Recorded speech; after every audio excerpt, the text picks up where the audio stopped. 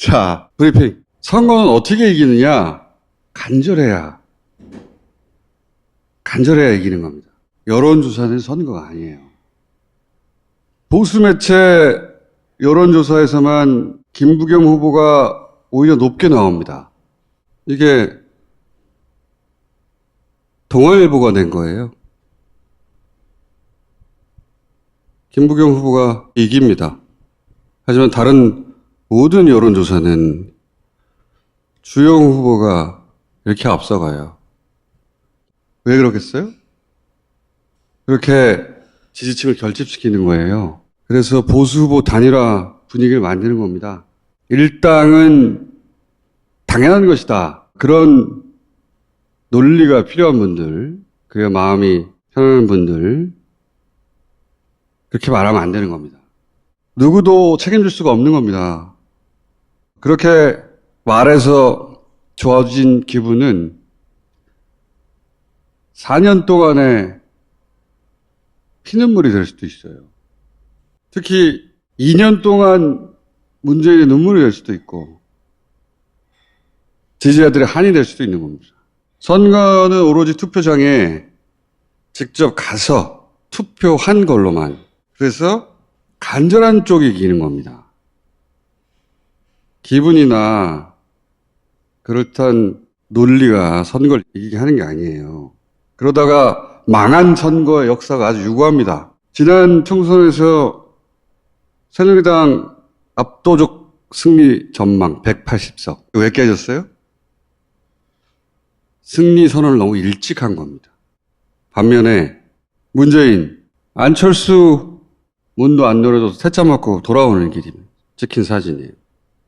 종편에서도 매일매일, 심지어 호남에서도 매일매일 두드려 맞았죠. 지난 총선 때. 그래서 지지자들이 너무 안타깝고 억울했어요. 총선 전날 마지막 선거운동을 끝내고 문재인 대통령이 광주에서 올라오다가 기차역에서 찍은 사진이에요. 이런 거 보고 우리가 투표장에 달려간 거예요. 끝까지 간절하게. 그 간절한 마음이 한석 차이의 일당을 만들어서 4년 후인 지금까지 온 겁니다. 무려 4년 전에 단 하루의 선택으로 오늘까지 온 거예요. 함부로 말하면 안 됩니다. 당연한 일당이라고. 그 4년 전에 단 한석으로 공수처법을 비롯해서 모든 법안을 다 통과시킨 거예요. 한석이 그렇게 중요하고 귀한 겁니다. 마지막 순간까지 간절해야 하는 겁니다. 130 플러스 알파. 일당은 분명하니까. 비례는 알아서. 누구도 책임질 수 없는 숫자 노름입니다. 일당이 되는 길이 조금이라도 더 높은 확률이 있으면 그 길로 가야 하는 겁니다. 비례 이야기를 제가 계속 하는 이유가 있어요. 더불어시민당은 선거 운동을 하기가 참 어렵습니다. 선거 환경이 그래요. 누구나 민주당을 연상케 하는 지역구 후보들이 있죠. 시민당 지지를 적극적으로 할 수가 없어요, 그분들은. 그리고 미래통합당의 전략이 지역구 의원들의 언론 노출을 안 한다는 겁니다. 따라서 민주당 지역구 후보들의 언론 노출도 매우 제한적이에요. 그래서 요즘 언론에서 민주당 후보들을 잘 볼 수가 없어요. 반면에 열린당의 후보들은 그런 제약이 없습니다.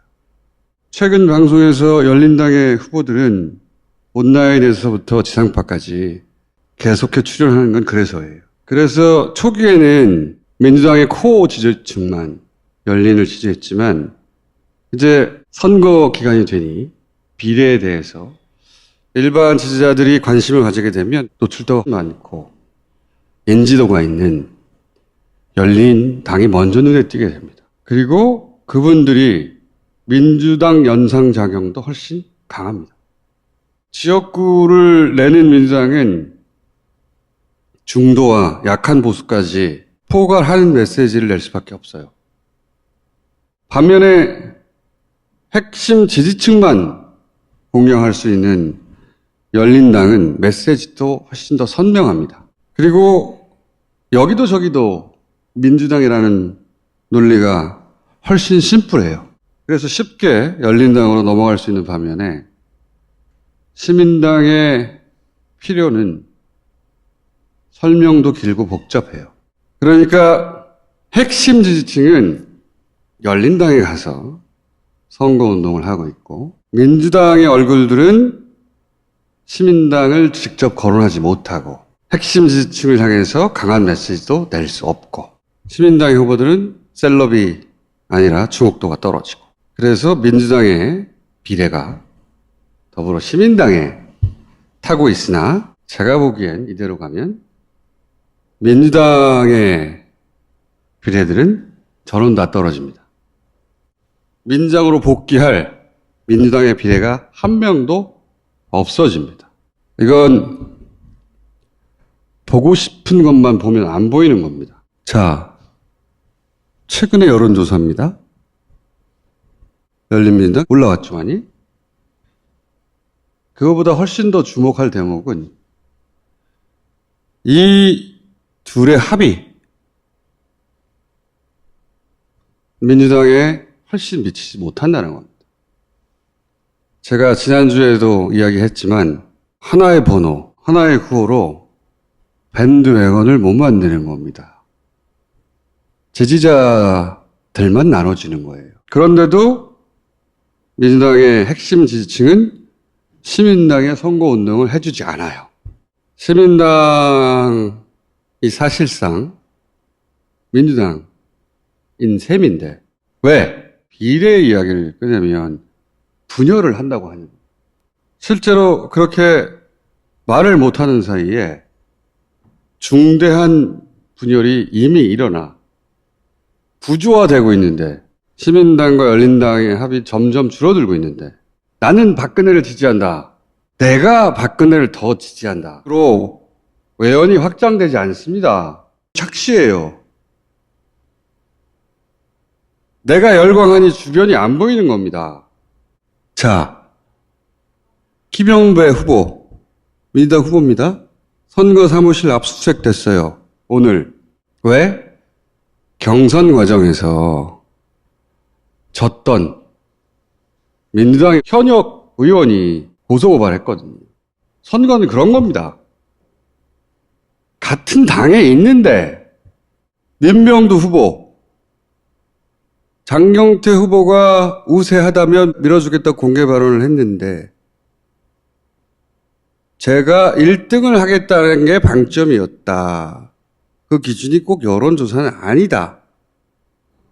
두 후보가 완주하면 표심이 갈려 우리가 있지 않나. 실제 투표가 제 쪽으로 쏠릴 것이라고 본다. 민명두 후보, 민주당에서 정치 시작해서 민주당의 3선입니다. 선거가 되면 다 미치는 거예요. 거기 몰입하는 지지자들도 마찬가지예요. 전체가 안 보입니다. 저도 지역구가 큰 차이로 이기길 당연히 바라요. 그래서 지금 하는 모든 걱정이 다 기후로 결론 나길 간절히 원합니다. 그래서 모두가 행복하길 바라요. 그런데 그런 결과는 누구도 보장할 수 없다. 아닐 수도 있는 가능성, 모두가 행복하지 않을 수도 있는 가능성, 그런 가능성을 그냥 두고 볼 수가 없는 겁니다, 저는. 만약에 시민당에서 복귀하는 민주당 비례가 한 명도 없어요. 그럴 수 있어요. 아마 주말쯤에 여론조사에서는 아직 나오지 않았지만 시민당과 열린당의 지지율이 근접한 조사들도 나올 겁니다. 그래서 민주당으로 복귀하는 비례가 한 명도 없어. 지역구에서 더할. 그래서 일당이 안 됐어요. 그럼 무슨 일이 날 것 같아요? 당장 일당을 놓치고 국회의장을 빼앗기고 그런 이야기를 많이 했죠. 상상도 하기 싫지만. 그 다음 열린당은 시민당과 합당해 교섭단체를 만들어야 되겠다. 생각하는 게 당연히 논리적입니다. 어차피 일당이 안 됐는데. 그러면 교섭단체라도 2개 만드는 게 당연히 논리적 귀결 아닙니까? 지지자들도 그렇게 요구할 거예요. 그래서 본질적으로 분당이라고 얘기하는 겁니다. 핵심 지지자들이 분당을 향해 환호하는 거예요. 그래서 제가 계속 얘기하는 겁니다. 어차피 저밖에 이야기할 사람도 없고. 환호는 선거 끝나고 하는 거예요.